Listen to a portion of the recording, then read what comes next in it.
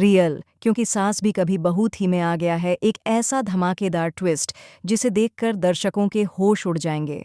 अब कहानी में रिश्तों के बीच पनप रहा है शक, प्यार और धोखे का खेल। और इस बार मेहर, तुलसी और नो के रिश्ते के बीच उठने वाला है तूफान। कहानी ने लिया है ऐसा मोड़ जहां हेमंत लगाने वाला है नो को एक जोरदार थप्पड़, क्योंकि उसने मेहर के साथ गलत करने की कोशिश की।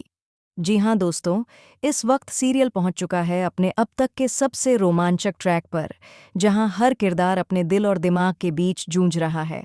एक तरफ तुलसी, जिसे अपनी आंखों के सामने सब कुछ बिखरता हुआ नजर आ रहा है। रात को अचानक उसे एक डरावना सपना आता है जिसमें वह देखती है कि मेहर उससे हमेशा के लिए दूर चला गया है। वह देखती है कि उसका घर, उसका परिवार और उसका रिश्ता, सब कुछ धीरे धीरे उसकी आंखों के सामने टूटता जा रहा है। वह घबराकर उठ जाती है और उसकी आंखों से आंसू बहने लगते हैं। सुबह होते ही तुलसी यह सपना मिरर को बताती है, लेकिन मिरर कुछ नहीं कह पाता, क्योंकि उसके दिल में पहले से ही अपराध बोध है, एक ऐसा बोझ जिसे वह किसी से कह नहीं पा रहा। असल में जो कुछ हुआ वह मिरर की जिंदगी का सबसे बड़ा झटका था। नोएना ने बड़ी चालाकी से मेहर को अपने जाल में फंसा लिया।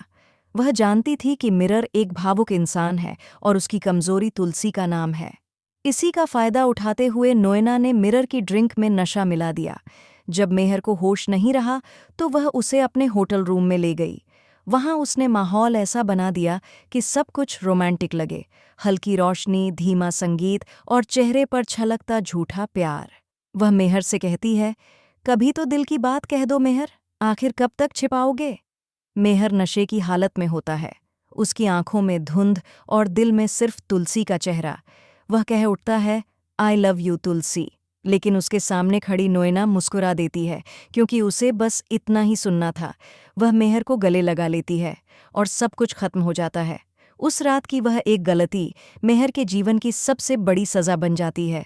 सुबह जब मेहर होश में आता है तो खुद को एक अजनबी कमरे में पाता है, कपड़े बिखरे हुए, सिर भारी और यादें धुंधली। वह घबरा कर उठता है और अपने आप से सवाल करता है, मैं यहाँ कैसे आया। घर लौटने पर उसका चेहरा पीला पड़ जाता है, आंखें खाली सी। वह सीधे अपने भाई हेमंत के पास जाता है और कहता है, भाई, मुझे समझ नहीं आ रहा कि मैं कल रात नोएना के कमरे में कैसे पहुंच गया। जब उठा तो मेरे सारे कपड़े खुले हुए थे, कुछ बहुत गलत हुआ है। हेमंत यह सुनकर सन्न रह जाता है। कुछ पल शांत रहने के बाद वह कहता है, मुझे पहले से ही उस लड़की पर शक था। मैंने तुम्हें कहा था उससे दूर रहो, लेकिन तुमने मेरी बात नहीं मानी। उसने तुम्हें फंसा लिया और तुम उसकी बातों में आते गए। मेहर सिर झुकाए सुनता रहता है। उसकी आंखों में पछतावे का सागर है, लेकिन वक्त अब वापस नहीं लौट सकता। इधर तुलसी को मेहर के बदले हुए बर्ताव पर शक होने लगता है। वह महसूस करती है कि मेहर अब कुछ छिपा रहा है। रात को जब वह कमरे में आती है तो देखती है कि मेहर अकेले बैठे हैं, खोए और टूटे हुए। वह पास जाकर कहती है, क्या बात है मेहर, कुछ तो है जो तुम मुझसे छिपा रहे हो। मेहर उसकी आंखों में देखता है पर कुछ कह नहीं पाता। तुलसी को लगने लगता है कि उसका डरावना सपना अब सच होने वाला है। उधर हेमंत अब इस सब का अंत करने का फैसला करता है। वह सीधे नौ के कमरे की ओर बढ़ता है।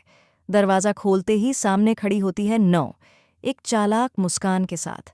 हेमंत गुस्से में कहता है, मैंने कहा था तुमसे कि मेरे भाई और भाभी के रिश्ते से दूर रहो, लेकिन तुमने मेरी बात नहीं मानी। तुमने उसकी जिंदगी तबाह कर दी। नोएना बेफिक्री से जवाब देती है, मैंने ऐसा क्या किया हेमंत? मेहर खुद मेरे पास आया था। अगर वह खुद मेरे कमरे में आया तो इसमें मेरा क्या कसूर।